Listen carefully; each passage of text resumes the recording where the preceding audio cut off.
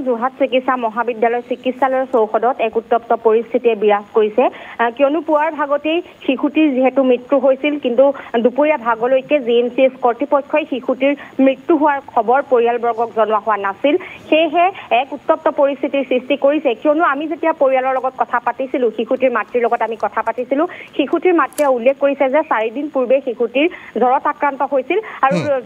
4 দিন পূৰ্বে জিএমচিএছত ভৰ্তি কৰা হৈছিল ইয়াৰ পাছতেই শিশুটিৰ স্বাস্থ্য সুস্থিৰ হৈছিল আৰু শিশুটিয়ে ভালদৰে আছিল কিন্তু আজি পুৱাই এগৰাকী নাৰ্ছে এটা বেজি দিলে আৰু ইয়াৰ পাছতেই শিশুটি ঢলি পৰিল আৰু দুপৰীয়াৰ ভাগত শিশুটিৰ মৃত্যু হোৱাৰ খবৰ দিছে পৰিয়ালটোক আৰু সেয়েহে এই মৃত্যু সহজে মানি ল'ব পৰা নাই শিশুটিৰ পৰিয়ালবৰ্গই এক উত্তপ্ত পৰিস্থিতিৰ সৃষ্টি কৰিছে ইতিমধ্যে জিএমচিএছৰ কোঠাৰ চৌহদৰ গ্লাছ ভাঙি দিয়া হৈছে আৰু নিৰাপত্তাৰক্ষীকো আচলতে খেদি একাংশ আত্মীয়ই খেদি প্ৰহাৰ কৰিছে সেই বিষয়ে আপুনি অৱগত কৰিছে বৰ্তমানেও আচলতে শিশুটিৰ মৃতদেহ জিএমচিএছ কৰ্তৃপক্ষই শিশুটিৰ পৰিয়ালৰ হাতত অৰ্পণ কৰা নাই আৰু জিএমচিএছৰ কৰ্তৃপক্ষই সাংবাদিকৰ আগতো কোনো ধৰণৰ মন্তব্য দিয়া নাই শিশুটিক কি বেজি দিয়া হৈছিল শিশুটি কেনেদৰে মৃত্যু হৈছিল সেই সন্দৰ্ভত বৰ্তমান সময়লৈকে কিন্তু জিএমচিএছ কৰ্তৃপক্ষই সাংবাদিককো কোনো ধৰণৰ অৱগত কৰা নাই বৰ্তমান পৰিস্থিতি অধিক উত্তপ্ত হৈ পৰিছে ইতিমধ্যে নিৰাপত্তাৰক্ষী মুতয়ন কৰা হৈছে জিলা প্ৰশাসনৰ লোকো জিএমচিএছত উপস্থিত হৈছেহি অতিৰিক্ত আৰক্ষী অধীক্ষক উপ আৰক্ষী অধীক্ষকগৰাকীও উপস্থিত হৈছেহি কিন্তু বৰ্তমান সময়লৈকে জিএমচিএছৰ কৰ্তৃপক্ষই শিশুটিৰ মৃত্যুৰ আঁৰত আচলতে কি আছিল সেই সন্দৰ্ভত শিশুটিৰ পৰিয়ালবৰ্গকে হওক বা সাংবাদিকক কোনো ধৰণৰ মন্তব্য আগবঢ়োৱা নাই পাৰ্থ প্ৰিয়ংকা যেহেতু বিষয়টো অতি স্পৰ্শকাতৰ হৈ গৈছে যোৰহাট মেডিকেল কলেজ হাস্পতালৰ যিগৰাকী অধীক্ষক আছে অধীক্ষকগৰাকী এতিয়ালৈকে সমগ্ৰ বিষয়টো সন্দৰ্ভত মাত মতা নাই নেকি কাৰণ আকৌ এবাৰ উল্লেখ কৰিব বিচাৰিছোঁ এটা শিশুৰ মৃত্যু হৈছে আৰু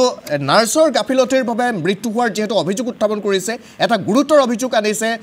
কৰ্তৃপক্ষৰ বিৰুদ্ধে এতিয়া কথাটো হৈছে যে কৰ্তৃপক্ষৰ মূল ব্যক্তিগৰাকী অৰ্থাৎ যিগৰাকী অধীক্ষকগৰাকীয়ে সমগ্ৰ ঘটনাটো সন্দৰ্ভত একো কথা এতিয়া জানিবলৈ দিয়া হোৱা নাই নেকি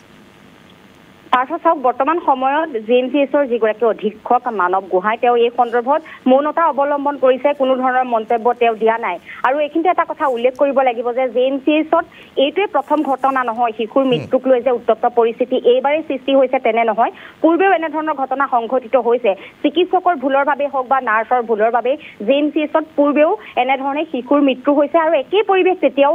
বিৰাজ কৰিছিল একেই উত্তপ্ত পৰিস্থিতি সেই সময়তো হৈছিল কিন্তু পৰৱৰ্তী সময়ত জিলা আয়ুক্ত বা জিলা প্ৰশাসনৰ তৰফৰ এখন তদন্ত কমিটি গঠন কৰা হয় তদন্তৰ পাছত কিন্তু শিশুটিৰ স্বাস্থ্যজনিত কাৰণতে মৃত্যু হয় বুলি জিএমচিএছৰ কৰ্তৃপক্ষই অৱগত কৰে কিন্তু বৰ্তমান সময়লৈকে এইটো একেই ঘটনা সংঘটিত হৈছে এক উত্তপ্ত পৰিস্থিতিৰ সৃষ্টি কৰিছে শিশুটিৰ মৃত্যু যিহেতু পুৱাই হ'ল কিন্তু দুপৰীয়া ভাগলৈকে কিয় শিশুটিৰ মৃত্যু হোৱা বুলি পৰিয়ালবৰ্গক অৱগত কৰা হোৱা নাছিল সেই সন্দৰ্ভত আচলতে ক্ষোভ প্ৰকাশ কৰিছে পৰিয়ালটোৱে আৰু পৰিয়ালটোৱে এটা কথা স্পষ্টকৈ উল্লেখ কৰিছে যে শিশুটিক কি বেজি দিয়া হৈছিল সেয়া পৰিয়ালবৰ্গই জিএমচিএছ কৰ্তৃপক্ষৰ পৰা জানিব বিচাৰিছে কিন্তু বৰ্তমান সময়লৈকে জিএমচিএছ কৰ্তৃপক্ষই শিশুটিৰ পৰিয়ালবৰ্গক অৱগত কৰা নাই যে শিশুটিক কি বেজি দিয়া হৈছিল বা যিগৰাকী নাৰ্ছ শিশুটিক বেজি দিছিল সেই নাৰ্ছগৰাকীকো জিএমচিএছৰ চৌহদৰ পৰা আচলতে কৰ্তৃপক্ষই পলুৱাই দিছে বুলিও অভিযোগ উত্থাপন কৰিছে এক উত্তপ্ত পৰিস্থিতিৰ বৰ্তমানলৈকে সৃষ্টি কৰিছে কিন্তু বৰ্তমান সময়ত জিএমচিএছৰ কৰ্তৃপক্ষই শিশুটিৰ মৃতদেহো আনকি পৰিয়ালবৰ্গৰ হাতত অৰ্পণ কৰা নাই পাৰ্থ এতিয়া এই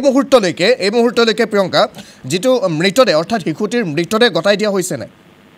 শিশুটিৰ মৃতদেহ বৰ্তমান সময়লৈকে পৰিয়ালটোক হাতত গতাই দিয়া নাই সেয়েহে শিশুটিৰ আচলতে আত্মীয় এক উত্তপ্ত পৰিস্থিতিৰ সৃষ্টি কৰি আছে শিশুটিৰ মৃতদেহ গতাই দিয়া নাই আৰু শিশুটিৰ মৃতদেহ আনকি পৰিয়ালবৰ্গক চাবলৈও দিয়া হোৱা নাই সাংবাদিকক প্ৰৱেশ কৰিবলৈ দিয়া হোৱা নাই অপিডি বিভাগ যিটো অপিডি বিভাগ আছে সেই অপিডি বিভাগৰ প্ৰৱেশদ্বাৰ বন্ধ কৰি দিয়া হৈছে আৰু এই সমগ্ৰ ঘটনাটোৱে কিন্তু অধিক বেয়াৰ দিশে গতি কৰিছে